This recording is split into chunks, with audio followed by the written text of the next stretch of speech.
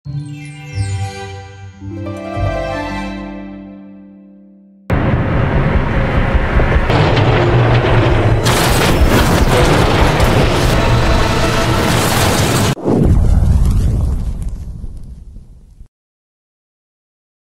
guys, sebelum dimulai subscribe, like, dan komen ya guys, agar channel ini bisa lebih berkembang. Drama ini diperankan oleh Chae Soo Bin sebagai Yeoreum dan Lee Jae Hoon sebagai Soo-yeon. Drama ini mengisahkan tentang Soo-yeon, seorang pria yang memiliki karakter dingin dan misterius. Dia adalah karyawan baru di bagian layanan penumpang Bandara Incheon yang merupakan lulusan universitas bergengsi. Sementara itu, Yeoreum adalah karyawan yang sudah bekerja selama 1 tahun di Bandara Incheon dan baru dipindahkan ke bagian layanan penumpang. Yeoreum beberapa kali diselamatkan oleh Soo-yeon hingga membuatnya jatuh cinta. Bagaimana kelanjutan ceritanya? Langsung aja kita mulai. Drama ini diawali dengan memperlihatkan Yeoreum yang sedang lari mencari tempat berteduh. Tiba-tiba kalung Yeoreum menempel pada Soo-yeon. 죄송합니다. Soo-yeon memberikan kalungnya, kemudian pergi meninggalkan Yeoreum. Yeoreum datang terlambat di hari pertamanya bekerja di bagian layanan penumpang. Dulu di bagian transportasi, Yeoreum terkenal ceroboh dan beberapa kali mendapatkan surat peringatan karena menendang, mencengkeram kerah, mengumpat penumpang, dan datang terlambat. Yeoreum berjanji pada manajer tim pelayanan penumpang bernama Sogun bahwa dia tidak akan datang terlambat dan cepat parah lagi, hingga mencengkeram kerah dan mengumpat penumpang. Salah satu karyawan memberitahu terjadi perselisihan antara karyawan maskapai penerbangan dengan penumpang di counter check-in. Sogun menyuruh Yeoreum untuk menyelesaikan masalah itu. Song Chol yang merupakan karyawan senior menyuruh Soo-yeon menemaninya karena dia tidak percaya pada Yeoreum.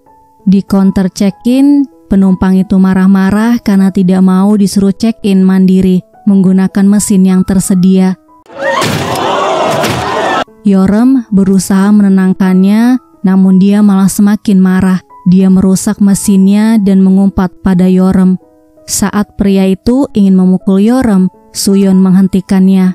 Soo-yeon mengatakan menggunakan kekerasan fisik dan verbal adalah perbuatan ilegal. Terlebih lagi, dia telah merusak ketiga mesin yang bernilai $60.000. Jadi, dia akan diminta pertanggungjawabannya untuk mengganti mesin yang rusak. Akhirnya, petugas keamanan bandara membawa pria itu pergi. Yeoreum menyapa Soo-yeon, kemudian mengingatkan pertemuan mereka pagi ini. Dia menduga Soo-yeon dari tim hukum karena tampak tahu benar tentang hukum dan harga mesin check-in-nya. Soo-yeon menunjukkan ID pegawainya, kemudian memperkenalkan dirinya yang berada satu tim dengan Yeoreum. Di ruang kerja, Sogun menyuruh Song Chol memindahkan tiang pembatas di area bebas pajak. Song Chol menyuruh Yeoreum untuk memindahkannya ke gudang.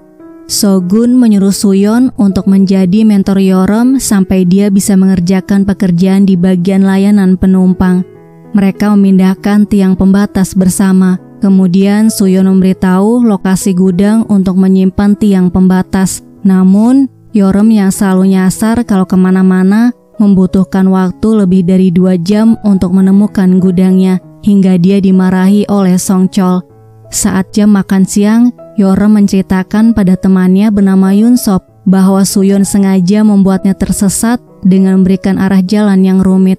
Yunsop mengatakan, bukankah dia memang buta arah oleh sebab itu sering tersesat. Kemudian memberitahu Soo-yeon adalah lulusan KAIST, salah satu universitas bergengsi di Korea, dengan skor TOEIC sempurna.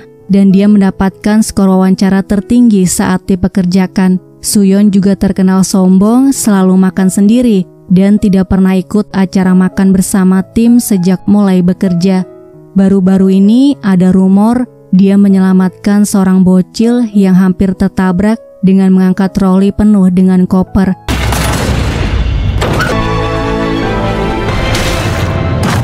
Setelah insiden itu, dia menjadi sangat populer di antara pegawai bagian bebas pajak. Di tempat yang lain, Suyon sedang menangani ibu yang kehilangan putranya. Suyon memberitahu Yorem untuk membantu mencarinya. Putranya berusia 31 tahun bernama Genwo. Pria itu mengidap gejala awal skizofrenia dan dia lupa minum obatnya. Sogun mengumumkan ke tim yang lain untuk membantu mencari pria itu yang saat ini memakai baju berwarna kuning dengan tujuan ke Phuket di gerbang 6. Mereka juga mencarinya melalui kamera CCTV pria dengan baju berwarna kuning. Suyon akan mengecek toilet pria. Dia minta Yorem menunggunya. Yorem melihat pria memakai baju berwarna kuning, jadi dia mengikutinya hingga pria itu masuk ke toilet. Sementara itu, Genwo marah kepada petugas karena pesawat yang akan dia naiki tidak ada. Sogun melihatnya melalui kamera CCTV. Dia memberitahu timnya untuk datang ke tempat itu. Penyakit Genwo kambuh. Dia memukuli petugas. Yorem memanggilnya untuk menghentikan perbuatannya. Genwo mengambil tiang pembatas. Tepat pada waktunya, Suyon menyelamatkan Yorem. Suyon menunjukkan obatnya. Kemudian dia memberitahu ibunya yang memintanya untuk memberikan obatnya. Yorem melihat tiang pembatasnya bengkok. Suyon menyingkirkan tiangnya saat yang lainnya datang. Sogun menanyakan keadaan Suyon. Kemudian mereka membawa petugas yang terluka, sementara Suyon mengantar Genwo menemui ibunya. Pak Oh memperlihatkan rekaman CCTV saat kejadian tadi pada Sogun. Sogun meminta Pak Oh untuk merahasiakannya. Setelah itu, dia memberitahu Suyon bahwa kejadian tadi terekam kamera CCTV dan meminta Suyon untuk mengabaikan atau sedikit tidak acuh dengan hal-hal yang terjadi di sekitarnya agar dia bisa terus hidup normal sesuai keinginannya. Pada malam harinya, Yorem memberitahu mereka pernah bertemu sebelumnya. Suyon mengatakan dia tidak pernah melihat dan bertemu dengannya. Yorem mengucapkan terima kasih walaupun dia tidak mengingatnya. Dia yakin mereka pernah bertemu. Hari itu, Yorem menunggu di halte menuju ke bandara untuk melakukan wawancara. Tiba-tiba terjadi kecelakaan dan Suyon menyelamatkannya.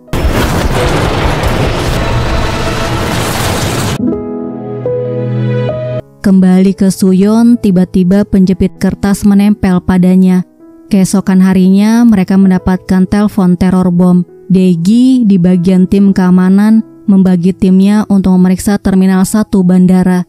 Sementara Yorem melihat seorang pria menaruh plastik hitam di dalam tempat sampah dengan gerak-gerik yang mencurigakan. Yorem memeriksanya kemudian menghubungi Suyon.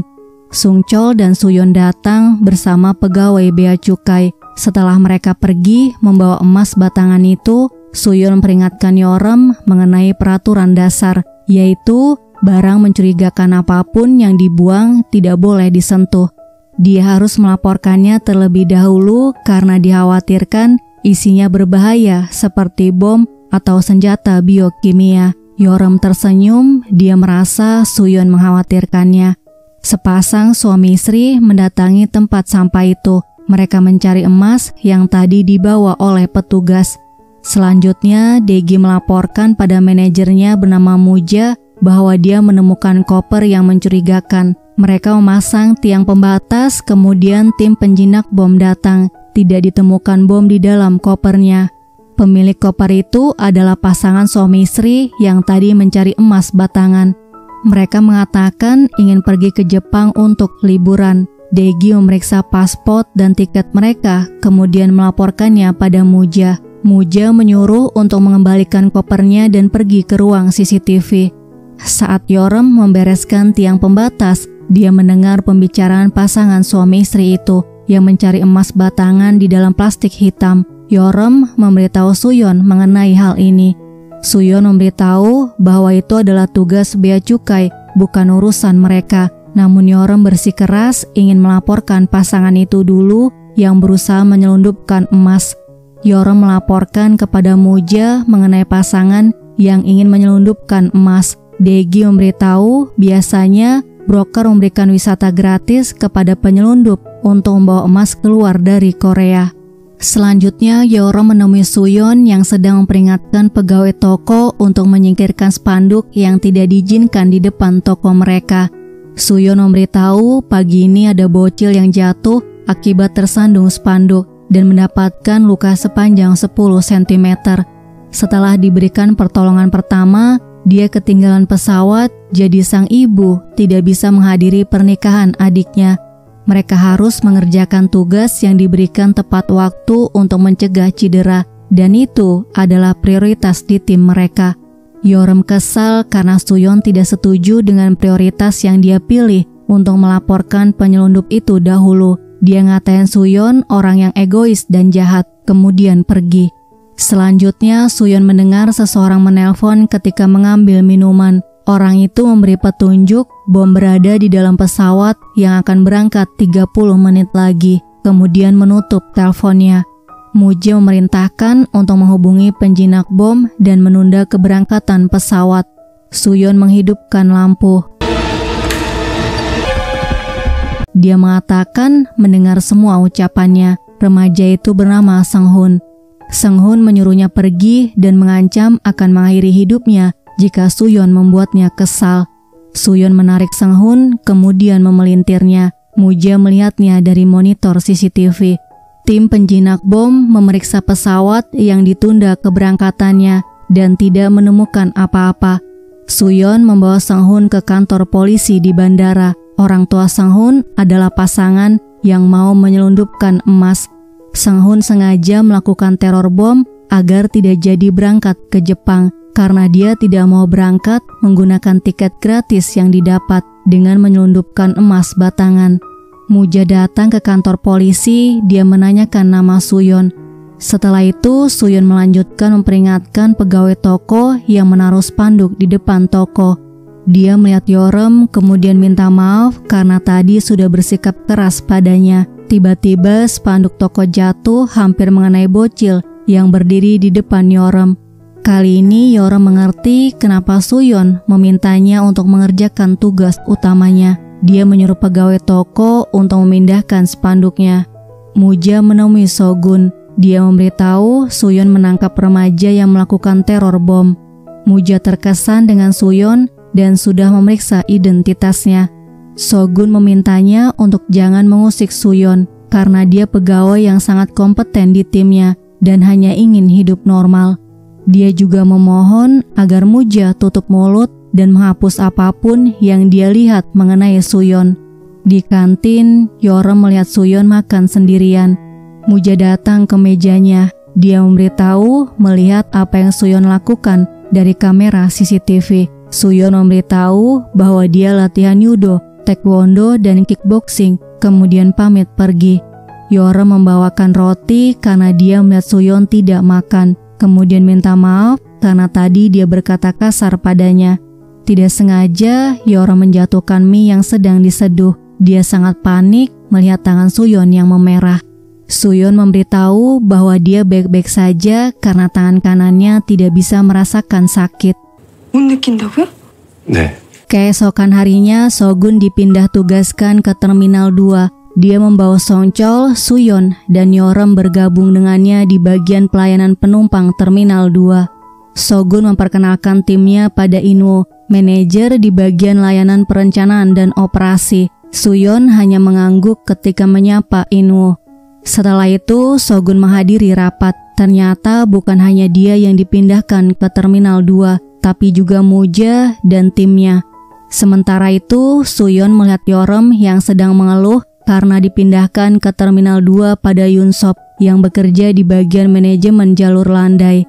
Yeoreom sangat khawatir karena satu kantor dengan Inwoo yang pernah memotong gajinya selama 2 bulan setelah dia mengumpat penumpang yang melakukan pelecehan seksual padanya. Selain itu, dia harus menghadapi Woo-taek, manajer transportasi yang dulu menjadi atasannya. Yeoreom merasa Woo-taek tidak suka dengannya. Selanjutnya, Suyeon mengajaknya memeriksa troli yang rusak. Dia menyarankan agar Yeoreom mengungkapkan pendapatnya dan jangan bungkam mengenai hal-hal yang dia yakini benar agar mereka tidak menyalahkannya. Yeoreom merasa sangat sulit melakukan itu. Dia kemudian membagi area tugas untuk memeriksa troli yang rusak. Di bagian pengambilan koper, terlihat seorang wanita kopernya diberi tanda stiker kuning. Artinya barang yang ada di dalam koper melebihi tunjangan bebas pajak, yaitu sebesar $600. Wanita itu membawa kopernya ke dalam toilet, kemudian melepas stikernya. Yongju, pegawai keamanan bandara yang sedang tidak bertugas, menyapanya. Wanita itu memberitahu bahwa pegawai bea cukai menempel stiker di kopernya. Yongju menghubungi petugas bea cukai. Dia melaporkan wanita itu dan meminta mereka untuk datang ke toilet.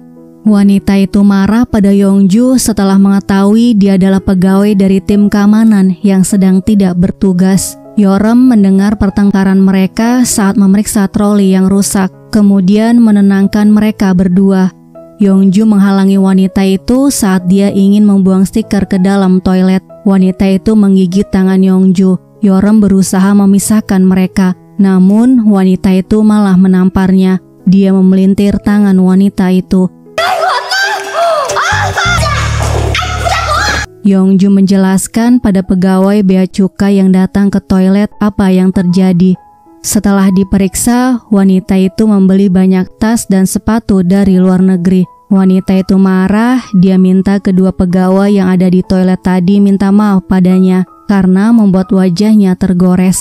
Yongran, manajer bagian layanan fasilitas keamanan, memberitahu Sogun kejadian di toilet, kemudian memarahi Yeoreum yang menggunakan kekerasan pada penumpang. Yeoreum berusaha menjelaskan bahwa kejadian itu bukan salah mereka. Muja datang, dia memberitahu masalah ini akan ditangani bagian keamanan dan layanan penumpang. Yongran memberitahu bahwa ini adalah masalah serius karena wanita itu adalah putri anggota Kongres dan ingin menuntut bandara karena wajahnya tergores. Yeoreum memberitahu bahwa wanita itu yang teriak dan menggigit tangan security itu lebih dulu, kemudian menamparnya.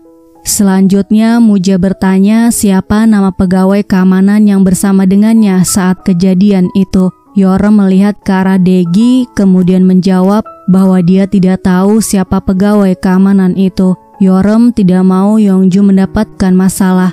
Degi menghubungi Yongju. Dia memberitahu apa yang terjadi. Yongju bergegas kembali ke bandara. Sementara itu, Suyon datang ke kantor imigrasi untuk memperbaiki dispenser yang rusak. Dia mendengar wanita itu bicara dengan pengacaranya. Di ruangan kerja, atasan Sogun bernama Hesang marah karena mendapatkan laporan bahwa staf dari layanan penumpang menyerang putri anggota Kongres. Sogun memberitahu penyelidikannya belum selesai. Dia berusaha membela Yeoreum. Hesang tidak peduli, dia menyuruh mereka minta maaf pada putri anggota Kongres untuk menyelesaikan masalah ini. Sogun tidak mau karena stafnya tidak melakukan kesalahan apapun. Melihat pertengkaran mereka, akhirnya Yeoreum memutuskan akan minta maaf pada putri anggota Kongres. Di ruang imigrasi, Songcho lebih dulu minta maaf. Saat giliran Yeoreum, dia minta wanita itu untuk minta maaf atas kejadian di toilet tadi. Wanita itu semakin marah mendengar ucapan Yeoreum. Dia mengatakan akan memanggil pengacaranya dan menuntut mereka semua. Suyon memutar pembicaraan wanita itu dengan pengacaranya. Dia merekam semua pembicaraan mereka. Wanita itu melarang pengacaranya untuk memberitahu ayahnya karena dia akan marah besar. Wanita itu juga mengaku pada pengacaranya bahwa dia ingin menakuti pegawai bandara dengan pura-pura akan menuntut mereka agar mereka minta berdamai. Jadi dia bisa meminta mereka untuk meloloskan kopernya dan tidak perlu membayar pajak. Wanita itu marah, dia merasa dijebak. Yongju tiba di depan ruang imigrasi. Yeoreum memberitahu situasinya sudah terkendali, jadi dia tidak perlu datang. Sogun menyuruh wanita itu memilih membayar pajaknya atau mereka bisa saling menuntut. Selanjutnya, Yeoreum minta maaf pada Sogun karena dia sudah menyulitkannya. Sogun memberitahu salah satu tugasnya adalah melindungi para pegawainya. Dia sangat senang memiliki staf wanita yang berani mengungkapkan pendapat. Suyon mendengar pembicaraan mereka. Tiba-tiba robot penghisap debu mengikutinya. Hingga dia hampir menabrak Yoram. Yoram mengucapkan terima kasih karena nasihat Suyon. Dia jadi berani mengungkapkan pendapatnya. Suyon bertanya kenapa dia tidak menanyakan apapun mengenai tangannya yang tidak bisa merasakan sakit. Yoram memberitahu dia tidak mau membuat Suyon menjawab pertanyaan yang membuatnya tidak nyaman. Suyon memberitahu dulu dia mengalami kecelakaan. Sebelum pulang, Daegi dan Yongju mengucapkan terima kasih atas perbuatan Yoram hari ini. Yoram mengajak mereka minum bersama dengan Yunsop. Di Fox Bright Star, Won-sik memeriksa tangan Suyon karena sebelumnya tangannya seperti magnet, jadi benda menempel pada tangannya. Hari berikutnya, seorang pria bernama Ian Santos tidak mendapatkan izin masuk karena menggunakan paspor palsu. Ian memohon agar diizinkan masuk karena dia ingin melihat bayi dan istrinya. Namun pegawai imigrasi tetap tidak mengizinkannya. Di ruang tunggu bandara, Yongju memberitahu Daegi ibu hamil bernama Mari yang tampak kesakitan. Yongju minta bantuan Yoram. Mari tidak mau dibawa ke ruang medis karena dia sedang menunggu suaminya. Yoram memberitahu dia akan mencari suaminya di dalam. Sementara itu, Suyon satu lift dengan Inwoo. Selama 12 tahun mereka tidak pernah bertemu. Inwoo adalah kakak Suyon selama 3 tahun karena ayah dan ibu mereka menikah. Suyon minta Inwoo agar bersikap tidak mengenalnya. Tiba-tiba Yoram memanggilnya. Dia minta bantuannya untuk mencari suami Mari bernama Ian Santos yang fotonya sudah dia kirim ke ponselnya. Kemudian menjelaskan bahwa Mari akan melahirkan di pusat medis bandara. Di pusat pemeriksaan imigrasi, Ian memohon agar mereka mengizinkannya masuk karena bayinya akan segera lahir. Namun manajer bagian imigrasi bernama Pak Lee tidak mengizinkannya karena alasan peraturan keamanan yang harus mereka taati. Suyon menemukan Ian di ruang tunggu keberangkatan, kemudian memberitahu Yoram bahwa Ian tidak mendapatkan izin masuk. Yoram memberitahu hal ini pada Yongju. Ian menghubungi Mari. Dia minta maaf karena tidak bisa datang untuk melihat bayi mereka. Yoram bertanya pada Suyon apakah ada jalan lain agar mereka bisa bertemu. Suyon mengatakan mereka tidak bisa berbuat apa-apa karena kantor imigrasi yang memutuskan. Yoram memutuskan akan bicara dengan manajer di bagian imigrasi. Suyon melarangnya. Dia memberitahu bahwa Yoram melewati batas dan tidak akan ada yang berubah. Yoram tidak mau mendengar. Dia pergi meninggalkan Suyon. Suyon menghubungi Sogun, memberitahu apa yang terjadi. Ian keluar dari toilet. Dia mendorong pegawai itu kemudian kabur.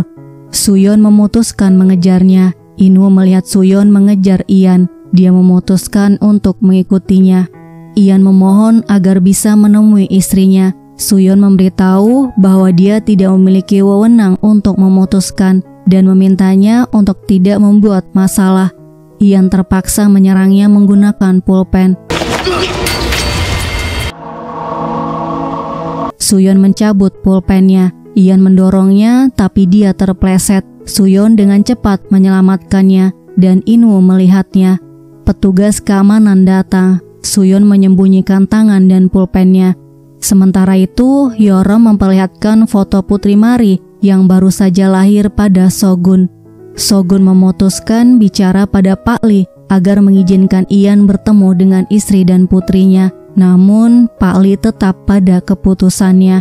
Yoram memberitahu Suyon bahwa dia benar, tidak ada yang berubah. Kemudian mengatakan dia bingung sebenarnya batas apa yang melarang bayi melihat ayahnya. Setelah mendengar ucapan Yoram, Suyon menutup jasnya dengan plester kemudian menghubungi Daegi. Dia minta bantuan Daegi untuk membawa ibu dan bayinya menemui Ian. Daegi setuju untuk membantu walaupun dia melanggar peraturan dan akan diinterogasi. Mereka mempertemukan Ian dan Mari di gerbang 246. Yoram menangis melihat mereka bertemu. Pak Lee melihat apa yang mereka perbuat, kemudian menghubungi manajer mereka. Degi mengakui kesalahannya, begitu juga dengan Suyon. Pak Lee minta mereka untuk bertanggung jawab. Sogun mengangkat tangannya, dia akan bertanggung jawab atas kejadian ini. Dia mengaku yang memerintahkan mereka, begitu juga dengan Muja. Pegawai yang lainnya memberitahu bahwa Ian harus naik pesawat 10 menit lagi. Pak Lee mengatakan Ian tidak boleh naik pesawat sebelum penyelidikan berakhir. Ian dan istrinya harus diselidiki, jadi mereka harus tetap bersama di ruang penyelidikan. Mereka bisa kembali ke Filipina pada penerbangan berikutnya. Akhirnya Pak Lee mengizinkan mereka bersama dengan alasan penyelidikan. Di kantor, tangan Suyon mengalami malfungsi seperti magnet lagi. Dia menutupinya agar Yorem tidak melihatnya. Sementara itu, Inu melihat biodata Suyon. Tertulis bahwa Suyon menggunakan alat bantu karena cacat fisik. Selanjutnya, sebuah pesawat yang mendekati Bandara Incheon mengalami kebakaran pada salah satu mesinnya. Yoon Sop menerima laporan ini dan semua pegawai bandara mendapatkan pesan di ponsel mereka mengenai kejadian ini. Mereka bergegas kembali ke bandara. Tim keamanan, pemadam kebakaran, dan ambulans menuju ke jalur landai. Pramugari meminta penumpang mengencangkan sabuk pengaman. Akhirnya pesawat berhasil mendarat dengan selamat. Kru pesawat memeriksa semua penumpang dan mobil damkar memadamkan api.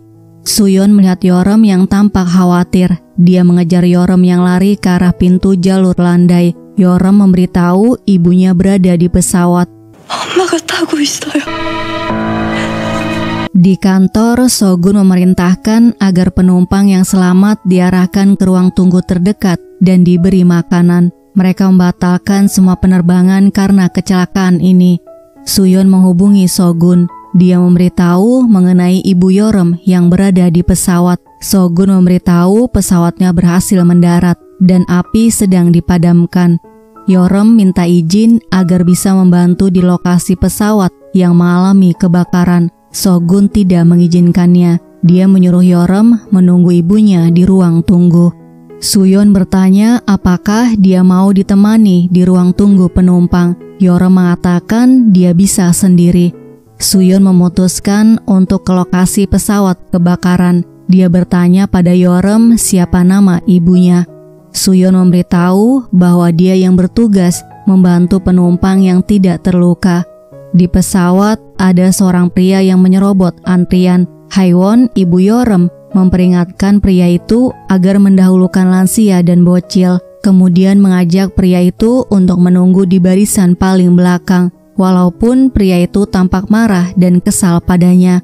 Suyon bertanya pada setiap penumpang yang turun, apakah nama mereka Haiwon. Yongju melihatnya dari kejauhan. Tiba-tiba terjadi guncangan di pesawat. Pria itu mendorong Haiwon hingga keningnya luka, menyerobot antrian dan langsung naik ke bis. Suyon mendengar melalui walkie-talkie ada seorang penumpang wanita yang terluka. Seorang kru pesawat membantu Haiwon duduk. Suyon mengobati lukanya kemudian memberikan minum. Saat mengambil gelas, tangannya mengalami malfungsi. Dia tidak bisa menggerakkan tangannya. Terdengar petugas medis datang. Suyon buru-buru sembunyi. Petugas medis mengatakan penumpang sudah diberikan pertolongan pertama dengan baik. Mereka membantu Haiwon turun dari pesawat. Yongju melihat Suyon yang bersembunyi. Suyon berusaha menggerakkan tangannya tapi tidak berhasil. Selanjutnya mereka semua sangat lega mendapatkan kabar bahwa semua penumpang selamat. Sogun sudah mengurus wartawan terkait berita kecelakaan pesawat ini. Sementara Yorem sibuk membagikan makanan dan selimut pada penumpang di ruang tunggu. Sogun memberitahu ibunya mengalami sedikit luka dan sebentar lagi tiba dengan bis terakhir. Yorem langsung memeluk ibunya saat bertemu. Suyon merasa lega melihatnya dari jauh. Yongju melihat Suyon pergi. Semua penerbangan kembali normal. Yorem menelpon ibunya yang sedang dalam perjalanan pulang. Ibunya memintanya menyampaikan ucapan terima kasih kepada temannya yang membantu mengobati lukanya di pesawat. Saat di pesawat, Suyon menanyakan namanya, kemudian menjawab bahwa dia adalah teman Yorem ketika ditanya. Yeorem bertanya pada Daegi apakah dia yang membantu ibunya. Yongju meminta Yeorem untuk bertanya pada Suyon. Yeorem menghubungi Suyon, namun Suyon tidak mengangkatnya. Dia dijemput oleh Won-sik karena tangannya tidak bisa bergerak. Yeorem melihat tas Suyon masih ada di kursinya. Sung Chol kesal karena Suyon tidak datang saat dia meminta bantuannya. Sogun memberitahu bahwa Suyon sedang kurang sehat. Dia mengabarinya lewat SMS. Yeorem memutuskan mengantar tas Suyon. Sogun datang ke Fox Bright Star, namun pintunya dikunci. Dia khawatir pada Suyon. Inwoo bertanya apa yang dia lakukan di sini. Sogun beralasan dia ingin minum di bar favoritnya, kemudian balik bertanya. Inwoo memberitahu 12 tahun yang lalu dia sering makan di sini dengan teman yang dia anggap sebagai adiknya sendiri. Tapi sayangnya saat itu dia mengalami kecelakaan hingga tangan dan kaki temannya terluka parah.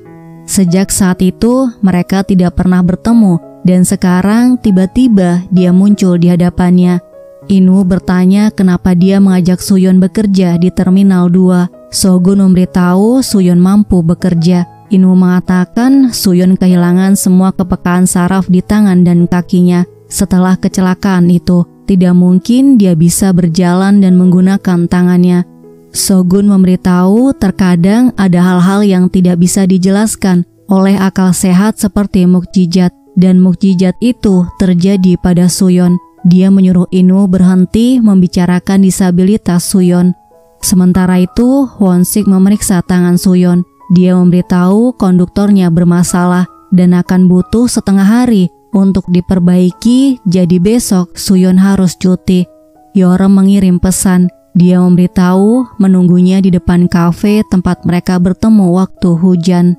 Suyon bingung datang atau tidak, sementara Yeorem terus menunggunya hingga hujan turun. Melihat hujan turun, Suyon memutuskan datang menemui Yeorem. Yeorem bertanya tangannya kenapa. Dia mendengar bahwa Suyon kurang sehat. Suyon memberitahu bahwa itu bukan urusan dia, kemudian pergi. Yeorem bertanya apakah dia yang merawat luka ibunya di pesawat. Suyon menjawab bukan. Yeorem memberitahu Yongju melihatnya di pesawat itu, kemudian bertanya kenapa dia melakukannya. Apakah karena dia menyukainya? Suyon menjawab iya, kemudian dia pergi. Guys, part 1 sampai di sini ya. Terima kasih sudah melihat video ini. Sampai jumpa di video selanjutnya.